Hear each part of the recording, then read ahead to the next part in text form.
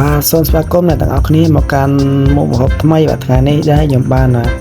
ឆាបការខាត់ណាមួយចានកុំភ្លេចជួយចុច Subscribe Channel របស់ខ្ញុំម្នាក់មួយផងចាប់ផ្ដើមរបស់យើងในវីដេអូនេះគឺថាយើងចាប់ផ្ដើមហាន់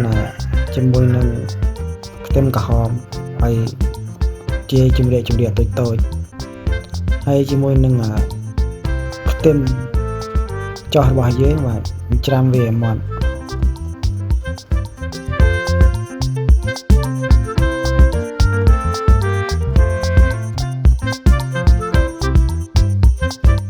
ច្រាំខ្ទឹមម៉ត់ហើយបាទយើងចាប់ផ្ដើមទៅហាន់គ្រឿងក្នុងរបស់យើងដែលមានក្លើបជ្រូកចំនួន1ខាំហើយយើងសាច់ជ្រូកបន្តិចផងសាច់ជ្រូកនេះប្រហែលជាកន្លះខាំទិញទាំងអស់បំប្រហែលជា 3000 រៀលទាំងអស់គ្នា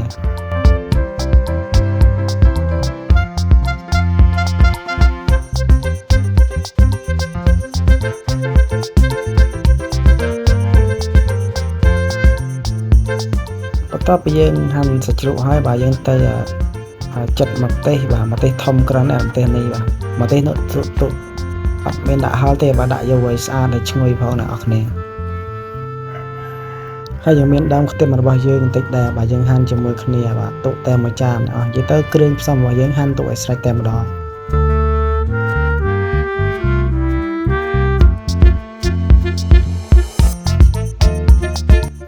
ហើយបន្ទាប់ពីយើងហាន់គ្រឿងផ្សំមកហើយបាទនេះគឺជា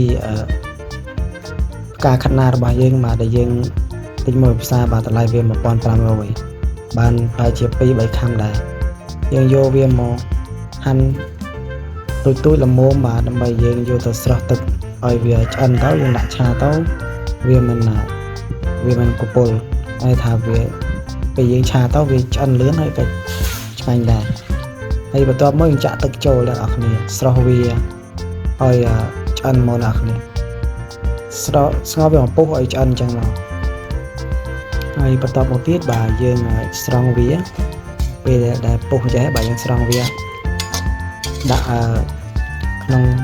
ច្រែងយើងដែលមានប្រហោងហ្នឹងបាទយើងស្រង់វាទុកឲ្យស្ងួតបន្តិចសិន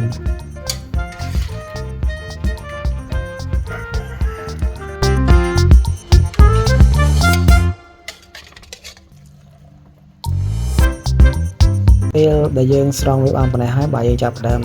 ចាក់ប្រេងសណ្ដែកបាទឲ្យខ្លាញ់ហ្នឹងអ្នកទាំងអស់គ្នាយើងដាក់ប្រេងសណ្ដែកមកបាទយើងចាប់ផ្ដើមដាក់ខ្ទឹមចូលលីងវាឲ្យឈ្ងុយមកអ្នកគ្នាលីងបែបនេះមកបាទលីងឲ្យវាឡើងក្រហមបន្តិចឲ្យវាឈ្ងុយបន្តិចមក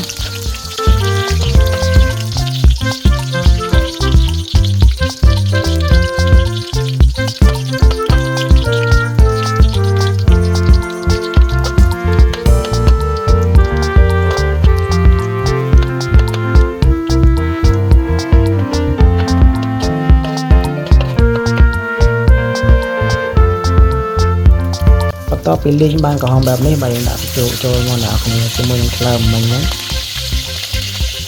សាច់ជ្រូកជាមួយនឹងខ្លើមគ្រឿងរបស់យើងមកខ្លើមតែមកយើងយកវាមកដាក់ឆាចូលទៅឲ្យវាឆ្អិនទៅអ្នកគ្នា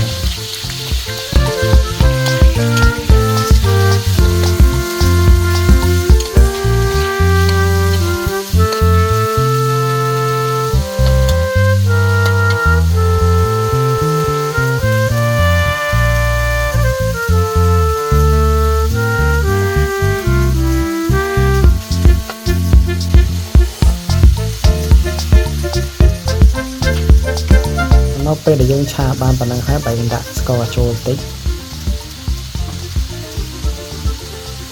ជាមួយនឹងម្សៅស៊ុបបន្តិចផងអ្នកនរគ្នានេះម្សៅស៊ុបយើងដាក់មួយលព្រាពីលព្រាមកតាមអ្វីដែលយើងសាច់ដែលយើងធ្វើជាក់ស្ដែង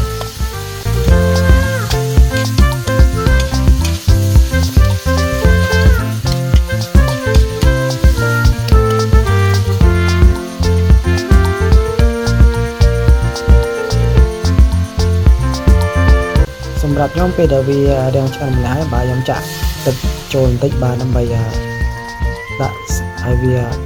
ខះទឹកមកវិញបាទ ក្របសិនហើយដើម្បីឲ្យវាខាទឹកមកវិញហើយយើងចាំដាក់បន្លែរបស់យើងចូល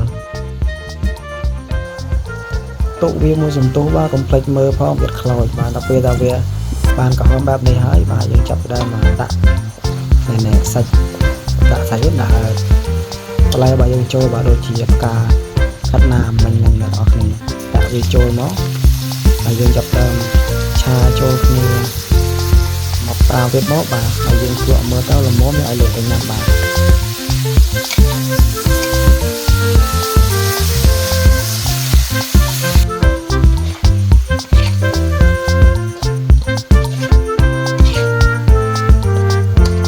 ហើយគ្រឿងបន្ទាប់បន្សំទៀតបាទមានដូចជាខ្ទឹមក្រហមដេញវាខាងដាក់មកខាងក្រោយមកបាទហើយជាមួយនឹងដើមខ្ទឹមជាមួយនឹងម្ទេសមិញហ្នឹងបាទយើងដាក់មកខាងក្រោយមក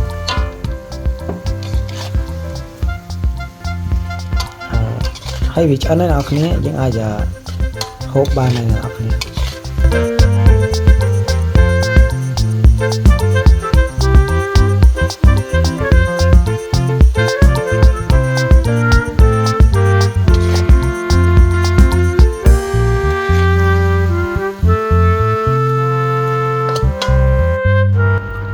ហើយបាទខ្ញុំចាប់ផ្ដើមមកដួសវាដាក់ចានដើម្បីយកទៅហូប